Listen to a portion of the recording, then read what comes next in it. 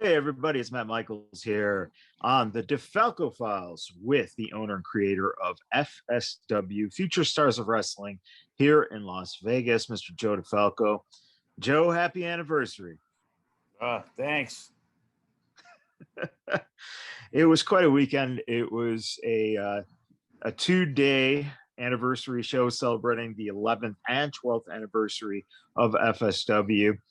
And let me start with this just general question about the venue. Um, People know, if you tuned in or if you've seen social media posts, it was quite hot in there. And that's probably no one's fault other than, air conditionings can't go out this time of year. Outside of the actual air conditioning problem that happened, what was for you the highlight of having that place as the venue, um, and what can be done to further a relationship with them so you can use that venue a little more often? Well, the thing is, the food and beverage numbers the first night were fantastic. Yeah. Far exceeded anything we thought. The fans came, they ate, they drank, they had a great time. Uh, as you said, as the evening progressed, it continually got hotter and hotter. It claimed it was 84, it was more like 94 in there. I was a sweat box when I finally got home, and it was kind of remnants of our very first show, which was pretty apropos, as they like to say. But the difference was the first show we ever had, we did it in a swap meet. So people weren't there eating, drinking, having, they we have become more now of an event than just a wrestling show. Right. So, it was really tough when you ask some questions and it's kind of nonchalant about how, oh yeah, we're working on it and blah blah blah. And it's like, that's really important. We have a show tomorrow, and when you're asking for stuff and then it's kind of a little squabble, like, what are you talking about? We're going to lose business tomorrow, no matter what, whether it's 5 people or 25 people. It's like, why does anybody assume automatically that you're going to fix the AC problem? Well, guess what? Night 2 was still hot. We did the seminar with EC3. It was fine. It was 70 degrees in there. And then a few people come in, and it was definitely cooler than the night before, Right. because it took me like an hour and a half to sweat through my shirt, but it was still hot as fuck, and that can't happen. You can't expect us to pay a full price if there's issues that are stopping it. We specifically said we had to, live stream it. And, when somebody is like, oh, yeah, well, we got the Ethernet cords in the back, never in my wildest dreams did I believe that would mean that the only thing they had was Ethernet and they had no Wi-Fi whatsoever. It's like, this is 2021, Yeah. 10 years ago, everybody had Wi-Fi in their building, and it's like, now not everybody got their entrance themes and things like that. And now we're scrambling because people have to use a fucking hotspot that is nowhere near as fast as anything else. And it's Right. got to get hotspotted into one computer and then transferred through, email. And it's like, it became, that was the most difficult part, of the weekend, was getting that production in check, and I listened first day, the commentary was tough. I was like, who's this guy on commentary? It was like Alvin and the Chipmunks, Right. and it wasn't the recording of it, because Joey sent me the recording and we're uploading it and we're going to resend it. So anybody who had seen it or is looking to purchase it or whatever, the commentary night 2 was fine. No issues. D'Lo actually sound like D'Lo? You know, if I knew D'Lo was going to sound like Alvin, I wouldn't have paid him and would have had somebody else do it. You know, it's like, Jesus Christ, like, can't even tell that's D'Lo Brown on commentary. And I knew he was sitting there commentating, and I still didn't believe it was really D'Lo. Like, hey, was somebody else doing commentary on the pre-show match? And then we had those issues, which was, you know, nobody's fault. But, you know, I tested everything. Everything worked. Somehow, some way, the settings on the virtual DJ changed. And for the pre-show match, there was no music played. Right. You know, so it's like, Jesus Christ. And then magically, the second night, they just played the video package to open up the show. So we heard all the sound. It was coming from the same computer. And then guess what? The Suavecito's music didn't play. And we had to restart the computer, and it played fine and everything was good after that. But it was like, you know, why did that stop playing? Yeah. You know, why did it not go through the system? No idea. When you see these types of, you know, snafus, problems come up, how hard is it for you to deal with it on the fly when you might not necessarily know what exactly is going on or who exactly could take care of it? Is it, you know, especially being that it was the first time using the venue, is that something that becomes even more difficult, that makes you just kind of bounce around like a pinball, to, you know, deal with any fires that are going on? And if you can't put out all the fires, how do you manage to get around that type of stuff so that the production itself still comes off and is still enjoyable for the fans? You know, if you look at Fight TV and you watch the show, it looks fantastic. The quality of the footage looks great. The problem was the inner workings. It's like we hadn't been out, and, you know, two of our production guys had to work. They couldn't get there. And, you know, they planned on being there around 5. They didn't get there around 6. And can't have that. We need to have other people that are capable of doing it. I get it. I understand. You have a job. You can't leave your job. Well, sorry, we can't use you today. We will use you another day. And the problem became that the stuff at the school is a big computer, the desktop, everything that's in there. Okay. When Felix left, he put all the music in a spot. Okay. And now over time, when stuff got downloaded, nobody put it in the spot where everything else was. So first day when we're doing stuff, the guy who's running the sound, Johnny, oh, well, this is the wrong one, and this is that. We need to get the other computer. It's like, first off, I'm not fucking bringing a computer because one guy's static is the wrong one, okay? It's like, it's easy to say when you're going to show up and you're the guy doing it. Regardless of anything, you're the guy doing it. I shouldn't have to be the one setting everything up for you. And then you not be happy that when you downloaded a song, you didn't even put it in the file where everything is. And it's like, we have one hard drive. That's what I took. So then I had to go back, and it seems like it was mostly there. But how about everything goes in FSW event file? That way, if he's late, if he can't be there, and a student needs to run it, there isn't the problem because, oh, wait, there's 7 versions of a Death Proof songs in there. Now, how does the new guy know? God forbid the main guy gets into a car accident. He's told he has to work overtime.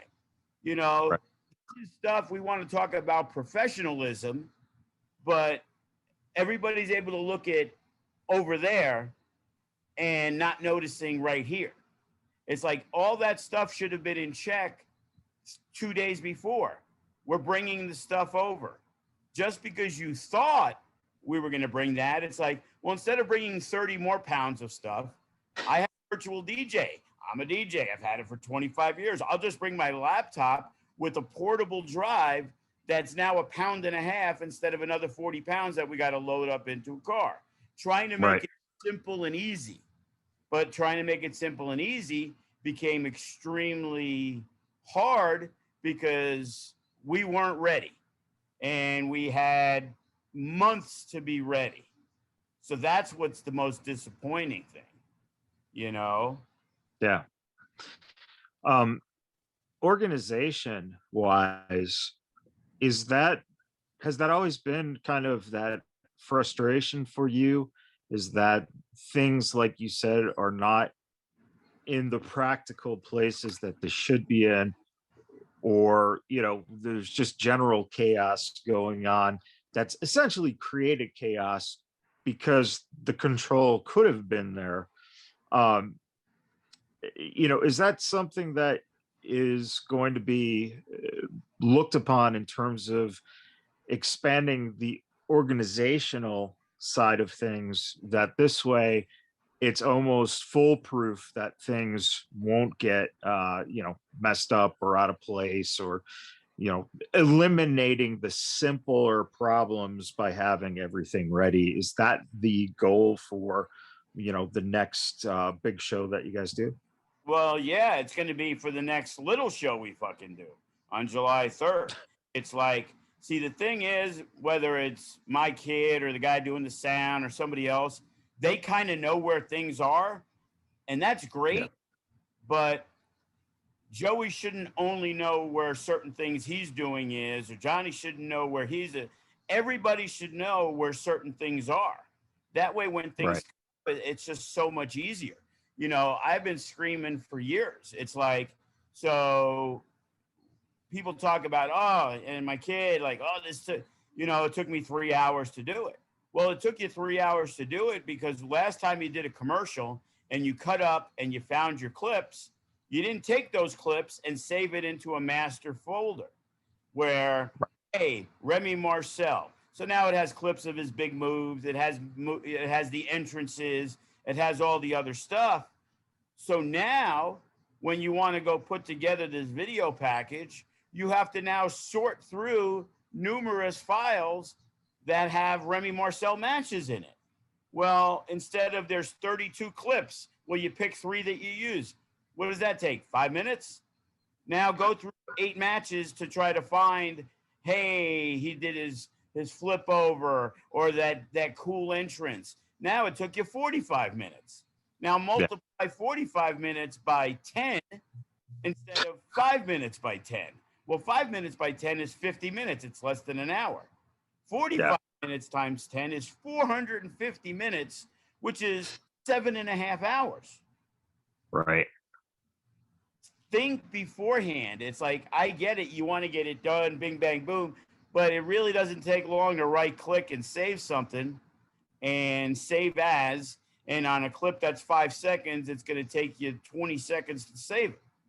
And that way you have it. And you build the portfolio, and the production, I'll scream, I'll yell, but it's without a doubt the most difficult thing. Because when you want good production, things have to be in place.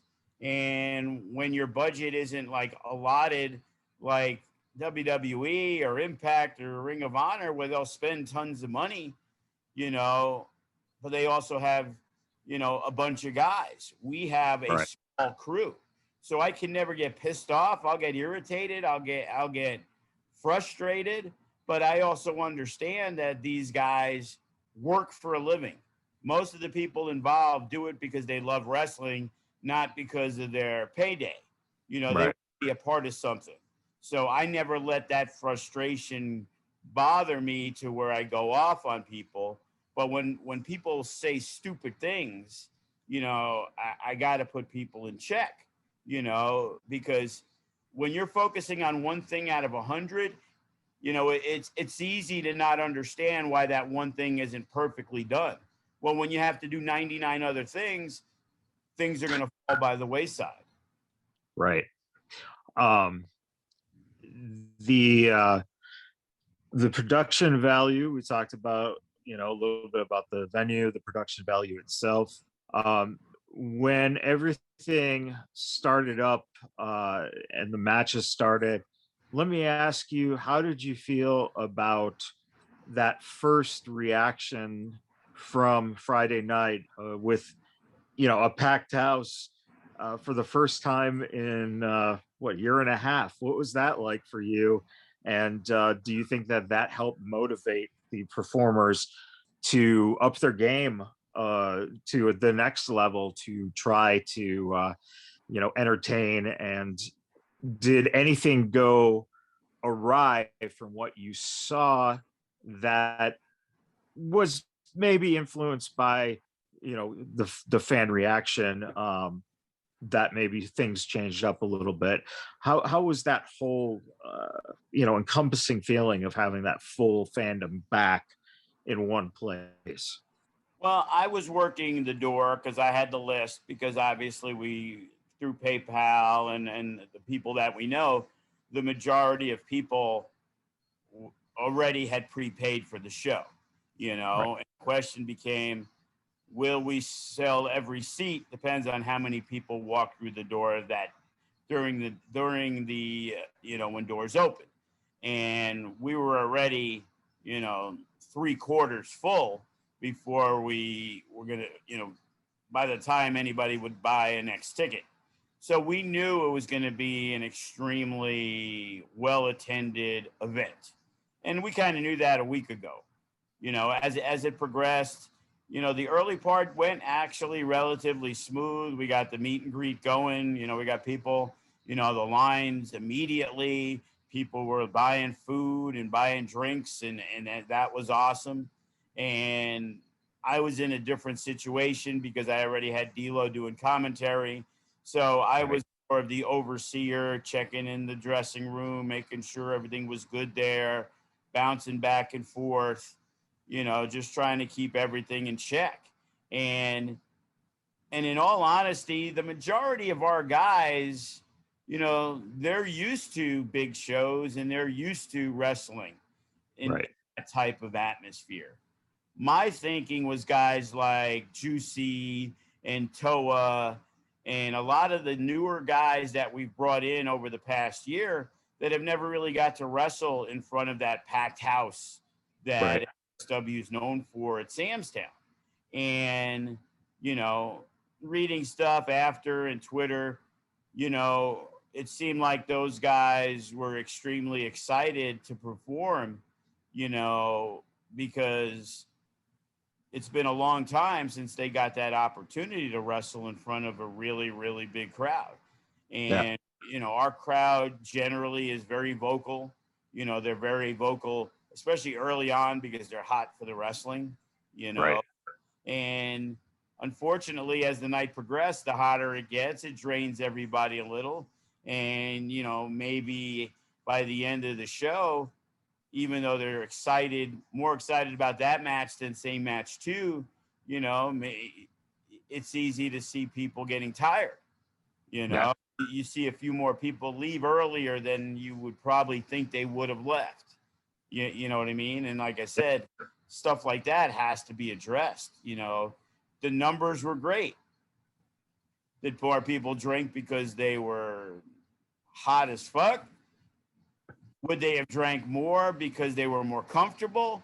You can look at it Right. both ways. The venue could say, oh, we got a lot of people, we got a lot more drinks sold because it was so hot.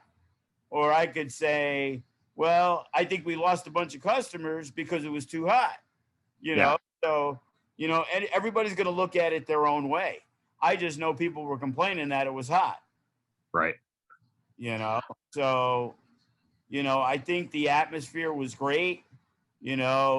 Was every match great? Of course not. There was hiccups. There were some things I didn't care for, and there were some things that were awesome. So it's a typical show where there's going to be the good, the bad, and the ugly. You just hope that there's far more good than anything else. Yeah. And again, Um, another issue, we ran late like we always do. But because of the issues, the pre-show match scheduled for 6:45 didn't start till like 7, and the right. first match at 7 didn't start till 7:20. Well, now we're almost a half hour in, and we know the Rumble's going to be long, and you can only ever estimate and give it 40, 45 minutes. It was probably longer.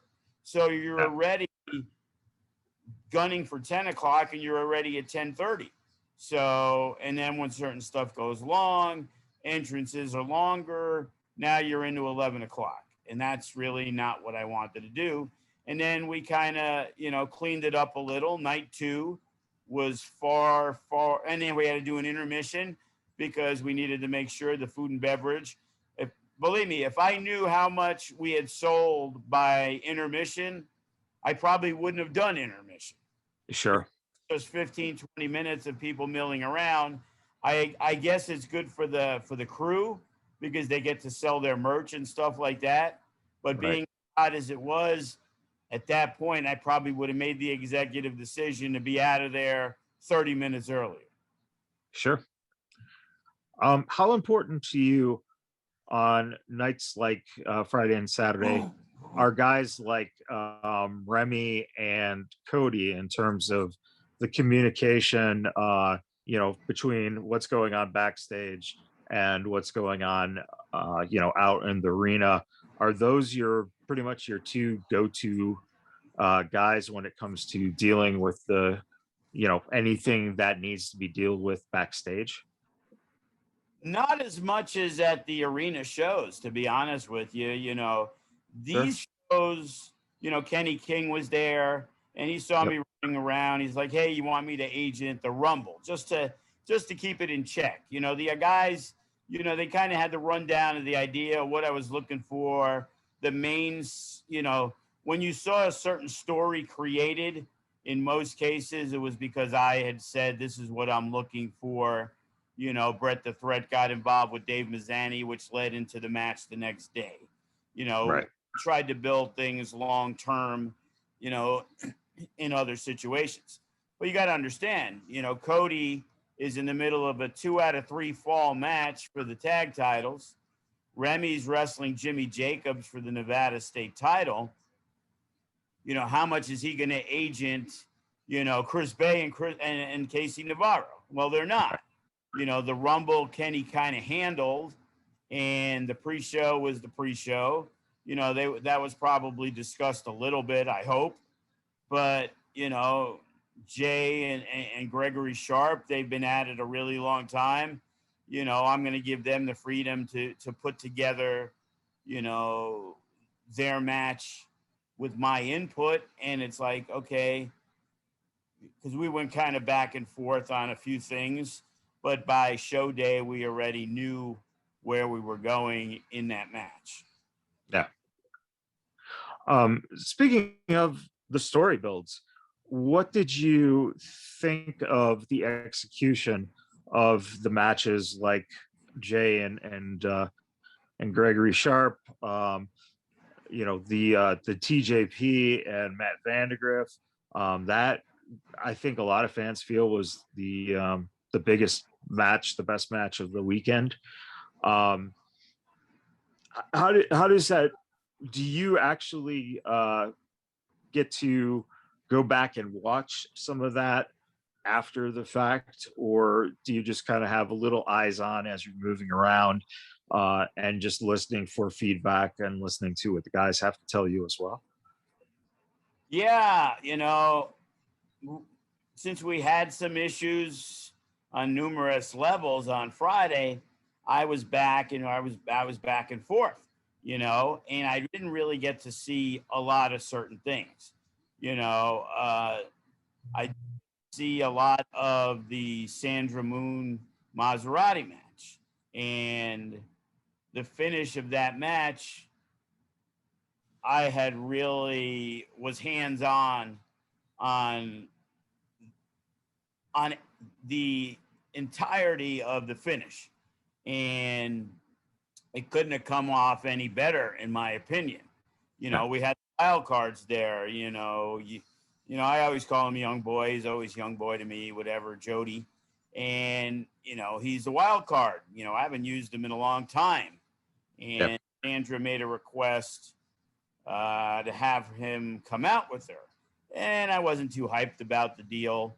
Strella wasn't even scheduled to be there. She had a flight for a show that left earlier, but she missed the flight. And it kind of put that finish together.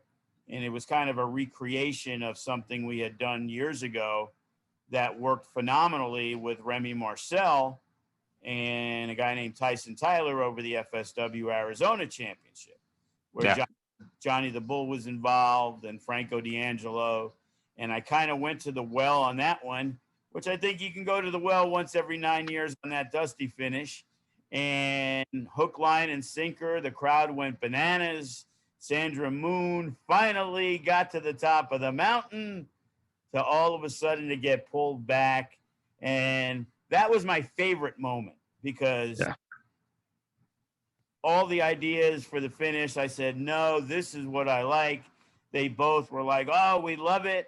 And everybody played their part, from the referee taking the shot, falling dead to the ground.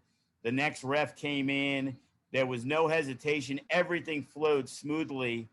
And that was my favorite moment of the weekend. My favorite match of the weekend was, yes, the Matt Vandergriff, TJ Perkins match. And, watching that match, I am totally convinced that Matt Vandergriff is ready to get to that next level. I always joke about he was the little chubby kid from Santino's who we did an Impact tryout, and I believe it was Sanjay Dutt, and we were sitting there.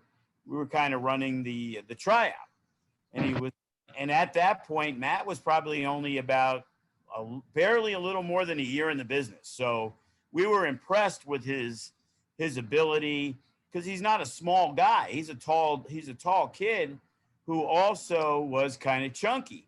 And that was the first thing. No tan, white as a ghost, and it was just like you saw some potential, and he had the ability to do some cool things.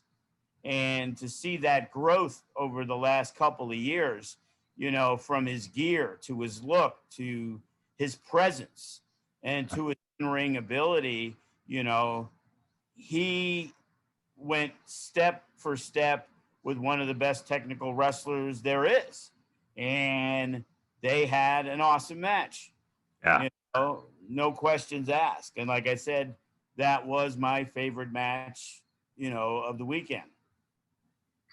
Was there a match that stood out to you, either from your eyes or from feedback, that ended up being kind of a thud match, kind of a dud? Was there anything that you thought didn't hit the mark that you were looking for it to hit, or that the guys anticipated hitting?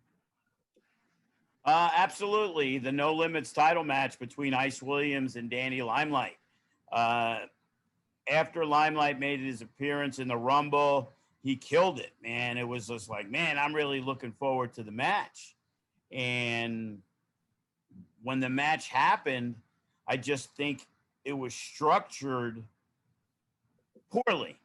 Sure. It was like the setup was there. Braxton gets involved. He gets tossed from the match. And I just felt that Danny didn't take advantage of that situation. Like, I never looked at that match and felt that Ice Williams' reign was in doubt. And we conversated after, and, Danny understood exactly how I felt. If the faction were going to get involved, there had to be a reason for that. And instead of getting less offense than I would have expected, Danny should have got way more than what he did against Ice Williams, because if you're going to bring Fresco and Watson in and they're going to get involved and it leads to the finish, it needs to be because of the fact that Ice can't do it on his own. Ice has proven since basically day one being part of the faction that without them, You know, he's kind of like the honky tonk man. You know, that title reign can be taken away at any given time by a lot of different people. Right. And as and what I didn't care for was because a guy like Danny Limelight is so talented and so good. You know, I think we missed the boat on, you know, capitalizing on bringing him in, you know, to do that. You know, people Yeah. want to get behind him in that match. And I just felt that the few times he did start to take over and the fans started to get behind him, Ice kind of shut him down quick.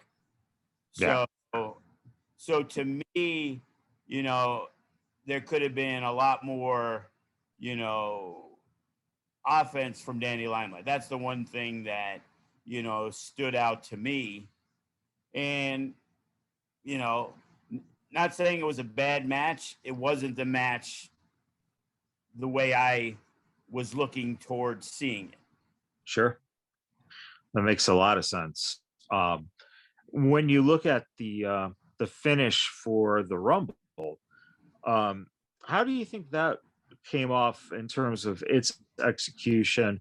You know, with with MK coming out and you know, making the announcement that he had now added EC3, and when these guys both come out at the same time, so they're, you know, they both have their feet touch the floor at the same time. Did you feel that that was something that the audience reaction to was a little deflating, or do you think that it hit the mark that you wanted it to hit, which was, you know, kind of stealing away the Rumble to get to that next point, which was the three-way with Juicy, EC3, and Hammerstone the next night? I think the execution was done perfectly the way it was supposed to be, but I do feel that the ending came off flat. You know, the difference is, you know, in a normal Rumble setting, we would have done that and it would have led right to the finish to where it would have been the main event that day. So since Right. it wasn't in the main event that day and it was the next day, it was kind of a flat finish in terms of the fans. You know, it wasn't the double elimination, but we were trying to, you know, get to a certain spot. And we did get to that spot and it did get heat, but it wasn't the ending that fans wanted to see, obviously. You know, Right. obviously, you know, the fact of the matter was it was done well. We did the ending, it was explained. I don't think it went too long in that situation, but I just think that that was definitely not a finish the crowd was looking for. Yeah. Not that everything should be based on them looking for a certain spot, but in my head, I envisioned it one way, and when it came across, you know, you're thinking NWO, people going to throw shit in the ring like this is fucked up. I can't believe it. Boo boo boo. Instead, it was kind of like, really, what the fuck? You know what I mean? Yeah. So, you know, everything can't be the home run. You know, the idea of doing that match was to, you know, stack the odds against Hammerstone and kind of work a story which involves MK's army and the feud they've been having with Hammerstone by putting EC3 into the mix. So everything around it to me was, you know, the perfect storm. And, you know, it's kind of like when that, you know, that hurricane becomes a tropical storm. You know, it's not as powerful as you expected it or wanted it to be. And, Sure. you know, nobody's fault. It was executed the way it needed to be. And again, it was just another one of those moments that when we have our 20th anniversary show, it definitely will not be in the highlights of the history of FSW. So, For Hammerstone in that situation, being able to go against Juicy and EC3. Two guys who are kind of at the end of the different spectrums. EC3 so much accomplished. Juicy just starting to make his name and get accomplished in the business. And then you put Hammerstone as that centerpiece in that mix. Do you think that was a really valuable experience for? I mean, we know it's valuable for Juicy. That was, to be in EC3 and Hammerstone at the same time, and he's only, a couple years in. That's really amazing on his part, getting to where he's gotten. But for a guy like Hammerstone, he gets to work two different styles essentially with the guys. Was that match kind of what you envisioned it? And where do you go with a guy like Hammerstone from this point forward? Do you have to keep finding, bigger monsters for him to, go against, or even guys who are more like technically sound? What's your ideas, going forward, where you see his character? Well, first off, why wouldn't Juicy deserve a one-on-one match with Hammerstone? Sure. In reality, it looked like EC3 or Juicy could have been the champion until the egos took over, and both guys wanted the championship. A man who was going to be a major part of the Rumble, Tito Escondido, who's come back. He's taken out Graves. He's taken out everybody in his way. He got a collapsed lung, so he was unable to make an appearance. So, Tito's right there also. And again, both of those guys are part of the MK Army. And, if you don't think Toa is going to be a future champion, then you're not really watching what we're watching. So there's definitely got Class who's got the cash in the case. He could cash in at any time. You know what I mean? And it's like, I think Hammerstone, especially with MK involved, sure, I think we are going to try to bring in some people also, but there's a lot of talent. Right. A Hero Lou, just because he's a babyface, doesn't mean he's not the man. He stood toe to toe with all those guys. Right. Matt Vandergriff. Here's a guy I'd love to watch. Matt Vandergriff, which I think we did see once against Hammerstone, if I'm not mistaken, a while back. Yeah. And or was that Graves? Maybe it was Graves and Vandergriff, because Hammerstone wrestled Damian Drake in Arizona the same night. Yeah, that's it. Yeah. So to see a Hammerstone Vandergriff match, that's a main event at the FSW arena for any show that people should be clamoring to want to see. When it comes to the heels, well, heavyweight heels, we are a little light on, but being a little light on, we got Toa, we got, Juicy, we got Tito, we got Class. Those are four top-notch guys right there.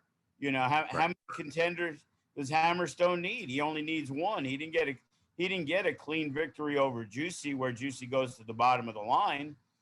Plus him and Toa are also a top-tier tag team. So who's to say? What does R&B do after losing to Death Proof? Do they go back into the tag title mix, or do maybe they want to take a break from the tags and work some singles matches? I know back in the day, a guy like Sugar Brown and Clutch, I'm pretty sure, had their run-ins with Hammerstone, and probably wouldn't mind getting that opportunity again. So, sky's the limit. You got the No Limits division. What's next for Remy Marcel? Right.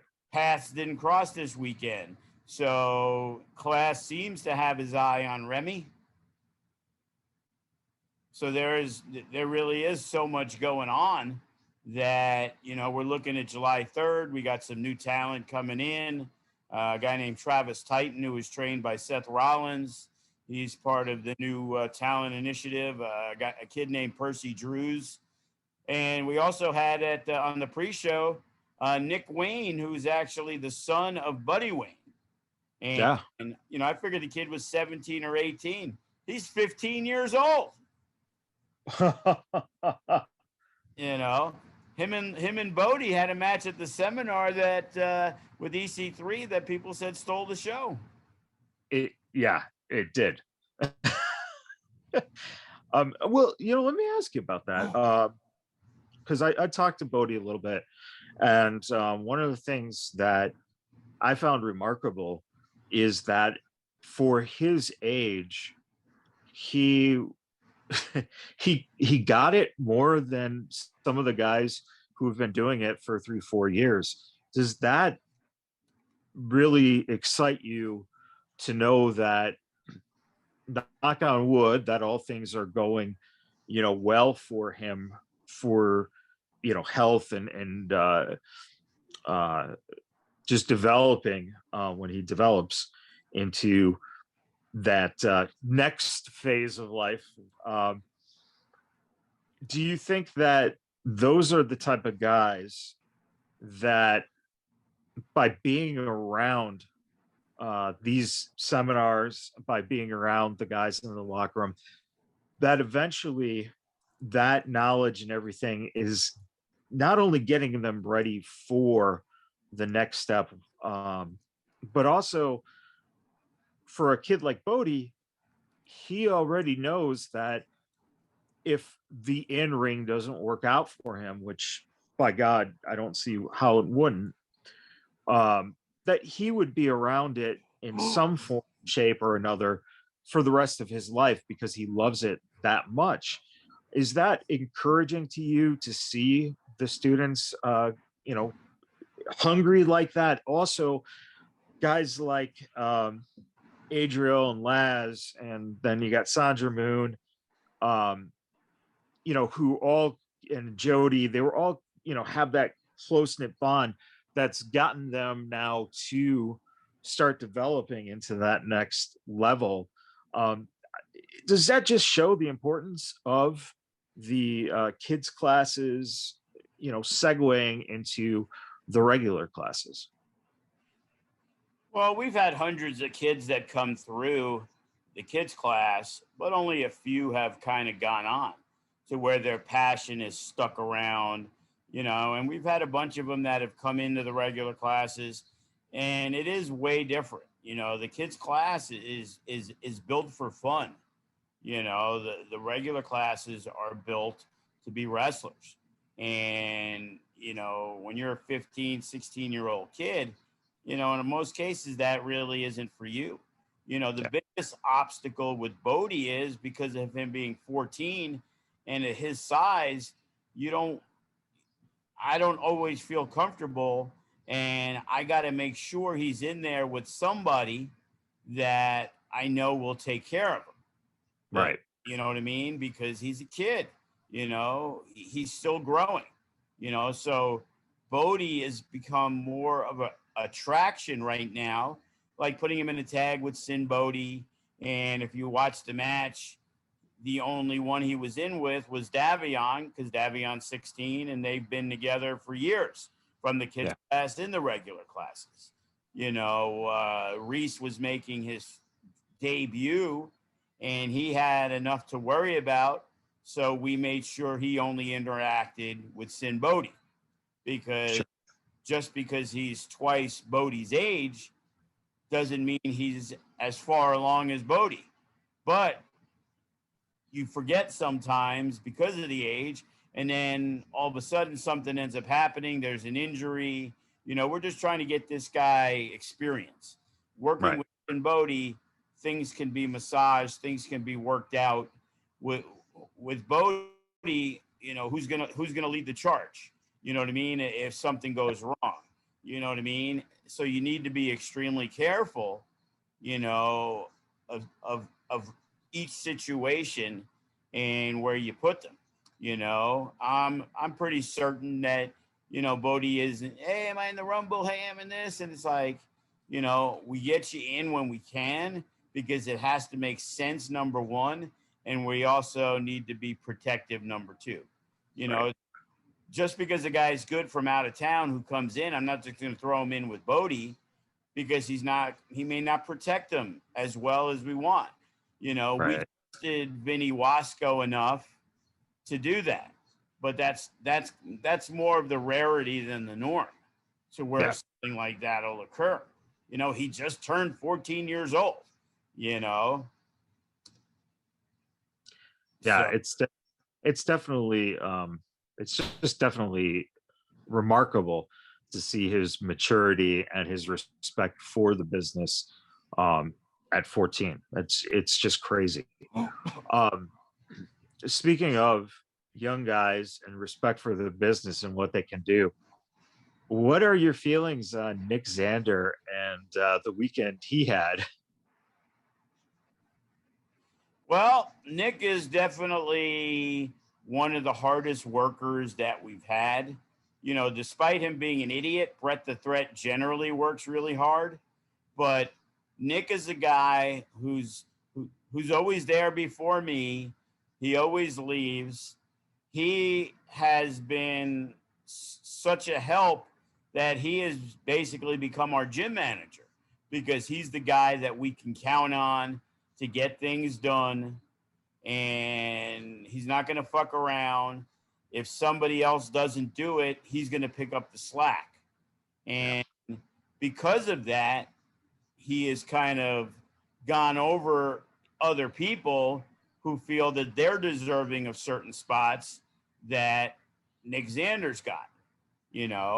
Right. Past weekend, Marcus Anderson, his stock has risen 100-fold Yeah. of everything he did. I made a post. Hey, we need somebody to pick up Danny Limelight at the airport. He's the first guy to hit me up. Hey, 3 hours later, we need somebody to get EC3. He's the only guy to hit me up. Like, man, I remember when Impact was here and Kenny was telling the students to go pick up people. Like, that's what you're supposed to do and get the knowledge, hopefully, with name guys in the car. And it's like, thankfully we had a good turnout for EC3 because sometimes it's hit or miss with these guys. Right. But it was really disappointing that I needed Marcus to pick them up, drive them all over the place, take EC3 back to the airport. There wasn't a lot of the students, reaching out like, hey, what do you need me to do, Joe? So, one other guy, Damon, he ended up picking up Casey Navarro because the night of the show, Casey didn't come in till 6:30. Yeah. Like, he got a late flight. That was all we were able to get, for a show that started at 7. Thank God it went 2 hours long. So he had plenty of time to go over stuff with Chris Bay. But in most cases, most people, they read it. And I know a lot of these people drive. And just alone for selfish reasons, picking the brain of a guy who was the Impact champion, WWE, he was in Nexus, and then he came back. He's in the best shape he's ever been. He's done stuff with Ring of Honor now again. And it's like, this guy is a student of the business. EC3 was with us about 5 years ago. They had a match with the Whirlwind Gentleman, him and Robbie E. And we did a seminar then, and he was extremely knowledgeable and extremely helpful. And, he loves the business. He put over the guys in the seminar and thought they were tremendous. But it bothers me that more people didn't step up and say, hey, if you need somebody, I'm here. Hey, if you need somebody.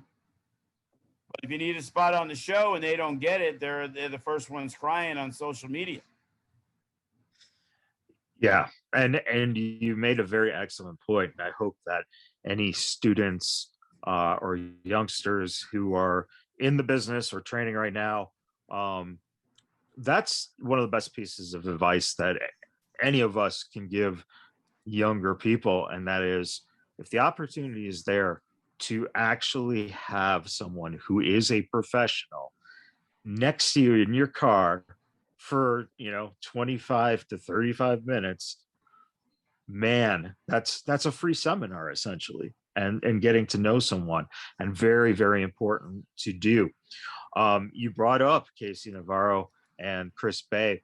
One of the things that I was very surprised about is the number of people who were asking me, who is Casey Navarro? What did you think of the match between Bay and KC? And what do you think was the feeling going around from the fans that you heard feedback wise about watching him perform with Chris? See, the issue is we were in a no-win situation with Lio Rush retiring. It Right. was like, does the Rumble go last? But we have, Sepha coming back for one last moment. And it was kind of up and down, up and down. And also knowing the finish of the Rumble, is that how you want fans to go home night one? So, Right. and talking with Chris, he thought they were going to have an extremely exciting match. So we had to put that in the main event spot. So yeah, unfortunately, it was kind of like when we had Rich Swann and Ricochet wrestle the Reno Scum. As good as they were in wrestling PWG, the majority of fans had no clue who these fuckers were. Yeah. And early on, they were able to realize, oh shit, these guys are fantastic. And I think it took a while, but the fans realized, hey, they're watching this kid who's extremely talented. The problem is getting them to that point. We're not that, our fans aren't that GCW fan base. Sure. Where those super indie guys, they know who everyone is. Our fans, know the Impact guys, and they know AEW guys, but they probably, the majority, don't know the guys who are working AEW Dark. Danny Limelight, he's a guy who works AEW Dark, but he's a SoCal guy and he's been around for years.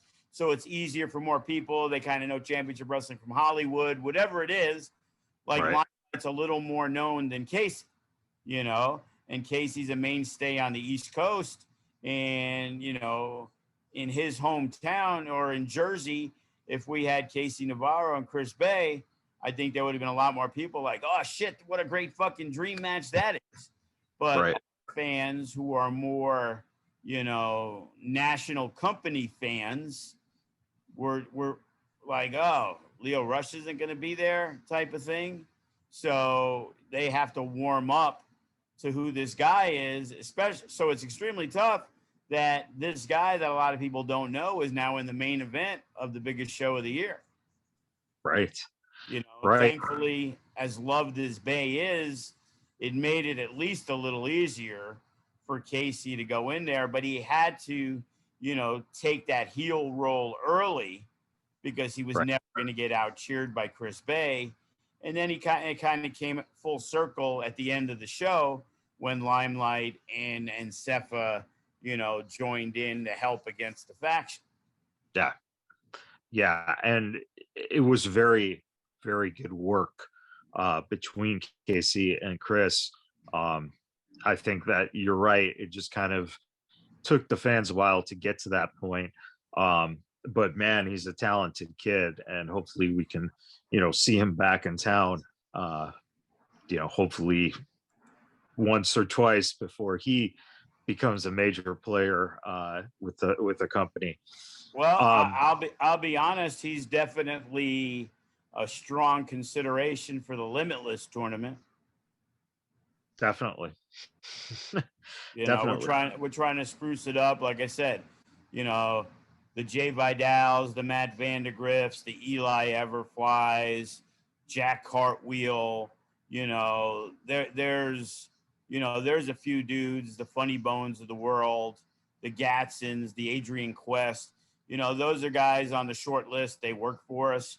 But the Casey Navarros and the Fuego del Sols, yeah, are guys that we're definitely looking at, that they've thrown their hat in the ring, and they want to be a part of this, Chris Bay, of course. So it's like we're trying to get, we're trying to do it in one night. So we're probably looking at 12 guys. So it's really difficult, like who we're bringing in, who's the next big thing in those terms, and trying to give, the high flyers. And again, that's going to be a different type of show, Right.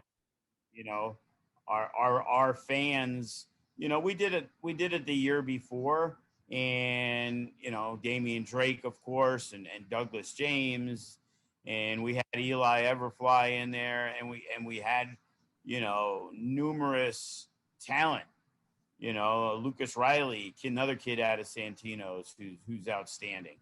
So there's a hell of a lot of really good talent out there, and we want this to be a yearly thing, to where it's known around the country as like, hey, this is a really cool tournament that FSW is doing. And like I said, between the Limitless and the Mechas and the Natural Born Killers, we're trying to create our own stuff, similar to what GCW's done with their different types of shows that have gotten them, even more notoriety on the independent thing, whether it's the Blood Sport, or whether it's the, Joey Janela midnight thing that he does, the spring break.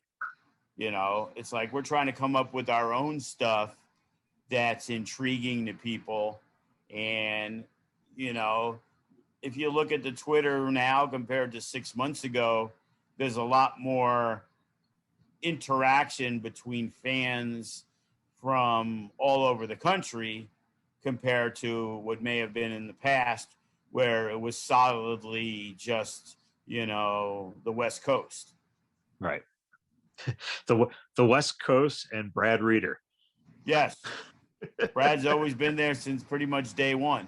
And we've always had a few of those guys that were from all over that were fans of us. But now it seems like we're able to be known throughout, because guys who got signed, whether it's a Cross or, hey, I saw something that Carry On did at the show with Corey Graves. And he was like, yeah, I went to Vegas and was blah, blah, blah. And surprisingly, WWE didn't edit out the word Future Stars of Wrestling. They let that stay in. You know what I mean? And because of the fact that, the head of talent relations at Impact is known as an FSW guy now, D'Lo may not be there training nearly as much as he once did, but he's considered an FSW guy. And Davari and Kenny King, and Sin Bodhi, those are named guys that they travel all around, and people are aware of, what we're doing and what we're trying to accomplish. And, most people will say, our show's as good as anybody's. And I mean anybody's.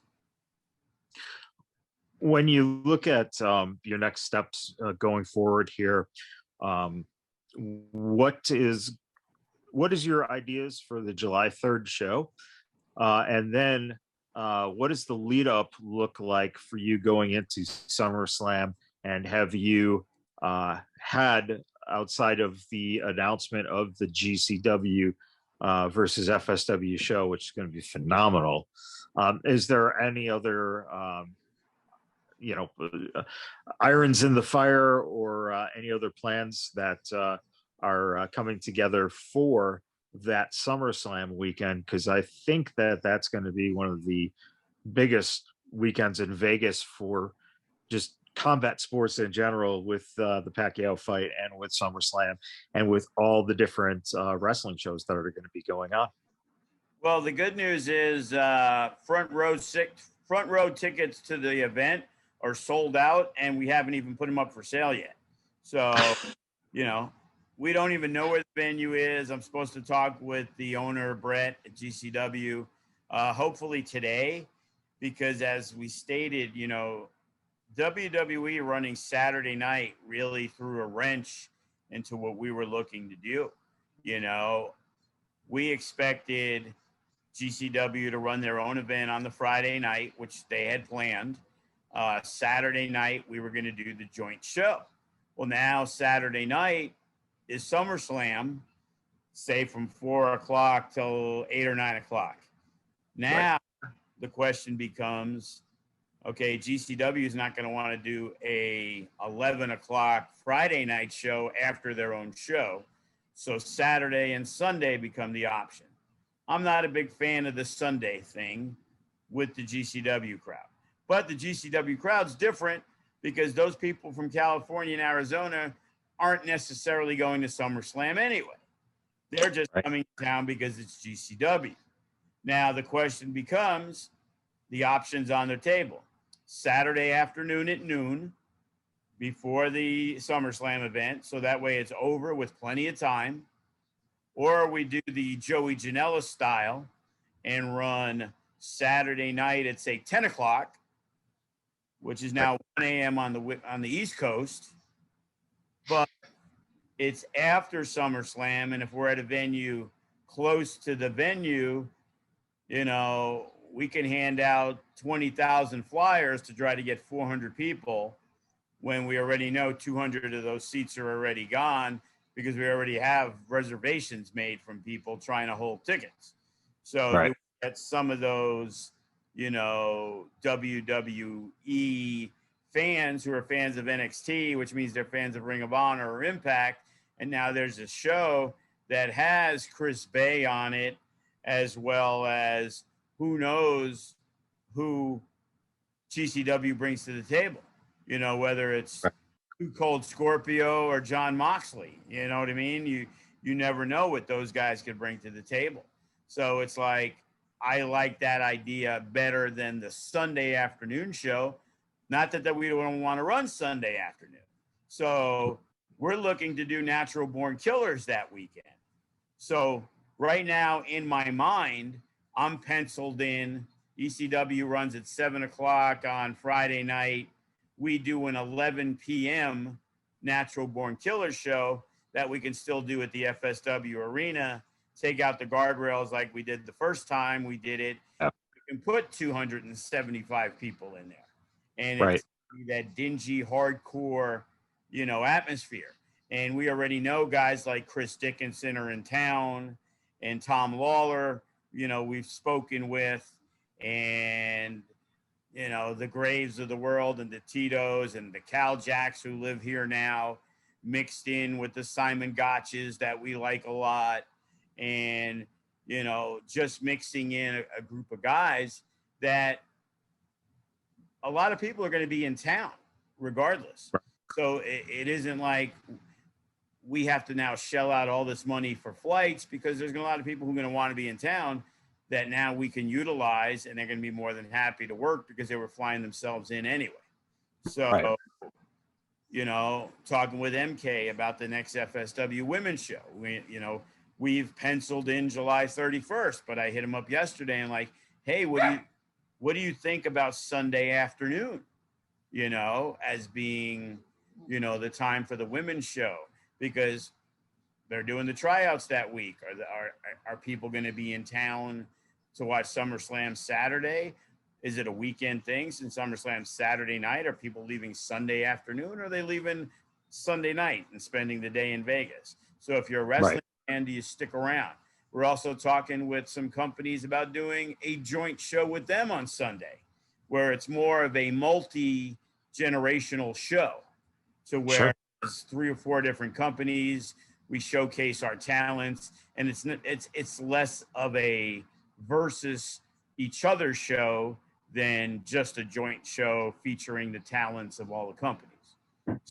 So there is a lot on the agenda, and, you know, trying to get that figured out, you know, as quickly as possible. Or everybody else says, hey, we're doing a show that weekend too, because we know they're going to. You know, people hit me up about the venue, and, you know, everybody thinks they're going to walk in and get these venues for like little to no cost. Yeah, that's the remarkable thing, you know. As we kind of wrap up here, July 3rd is the next show at the arena. That one is going to be available for FSW Network subscribers, correct? That is correct. That'll be free to a subscriber that they can subscribe at fswnetwork.com. The heavyweight champion, Hammerstone, who escaped with the title, he will be there. Toa Leona will be there. Graves will be there. Adrian Quest will be there. You know, the Suavecitos, if they're not in jail, they'll be there. So, you know. Well, you know, Suavecitos had their moment this weekend with a lovely valet who was that will remain nameless. I have no idea what you're talking about. I don't know that they don't have a valet, so I'm not even sure what you're discussing. Oh yeah, you're right. I think my mind was playing tricks on me. You probably had a dream that night that they had a valet come out. Yeah, because you know, when I looked at the ring, there was no valet anymore. So you're right. It was probably a nightmare. It was an illusion. The final thought I had, and the question I have for you is, when everything ends from a big show like this, and obviously you're going to be, you know, continuing on to the next thing, how much reflection do you have on the show itself? And does that kind of have a sweet spot for you, that the show is now over and you can kind of breathe and look and go, that was great? And at the same time, does it look as a motivator for you in terms of, I see this, you know, from this, I see this on the horizon? Well, it's always a motivator. Even the best shows have room for improvement. But when I look back, you know, every day since Saturday nights, between Sunday, every little thing, you know, goes in my head, whether it's dealing with the venue, whether it's dealing with having the Vegas Bad Boys come on as sponsors to do the pre-show that kindly gets fucked up on Friday night. And, you know, I didn't fuck it up, but I feel bad. It's my company. I'm the guy who has to try to fix everything. So as new hosts of the pre-show, I think we got stuff done Saturday. I think it went well. The idea, obviously, it needs to be a little longer. You know, we banged it out. It was fine. We had the guests on, but I need to structure it better. I need to be like, hey, this is what we need to do. Now, if you have ideas of like, hey, you know, what about this guy? What about that guy? In the realm of what we're in, it's virtually impossible to try to do it live, okay? Right. Because we have the show that's happening. But doing it an hour or two before makes it extremely difficult, because even at the school, the internet connection isn't the greatest. And when you're rendering stuff and have to upload it, it makes it an issue. So when guys are putting in 1-2 hours worth of work, then it doesn't air. Everyone has a right to be pissed off. So when the schedule of when we do it is going to be very important, but also making sure we have access to people, and having time allows it to be more streamlined. We can play the clips, we can do the stuff to where now it doesn't need to be something I'm okay with. It needs to be something I'm proud of. It's right. The FSW pre-show presented by the Vegas Bad Boys. So you want to put your name on something that people look at and like, oh yeah, that was, you know, that pre-show was informative. You know, as FSW fans, we really enjoyed it, blah, blah, blah, blah, blah. You know, that's what the next step is there. Same thing on the shows. It's like certain issues, letting people understand, like the Suavecitos, you don't make decisions to put somebody in without me okaying it. And the other issue is people always trying to wait till the day of the show to pitch an idea. No, motherfuckers, I don't want to hear it 45 minutes before the show what new idea you have about what we're doing in any capacity, you know? And coming out of there, it's like professionalism needs to get to a higher level, you know. It's let's have a good time and let's have fun, but let's be professionals. We're representing a company that you keep saying that we need to get to the next level. We needed to get to the next level. There was shit that happened this weekend that people would be fired from WWE for behavior and the way people are acting in somebody else's home. It's bad in our own home, and there are people, but you can't go to somebody else's house and kind of do what you want to do. You need to be respectful. You need to clean up. You know, it's all the little things. You know, we're not your mates. You know, they're not your mates. And if I'm not your maid, sure as hell, the people that we're paying ain't your maids. So don't make it our job to clean up after you. If you can't throw away a fucking water bottle, then stay home. Yeah. You know, it's simple stuff. You know, I know people are young, but it's like, again, the majority are fine. The majority are extremely respectful. You know, I'm a big fan of Toa Leona, not because he looks the part.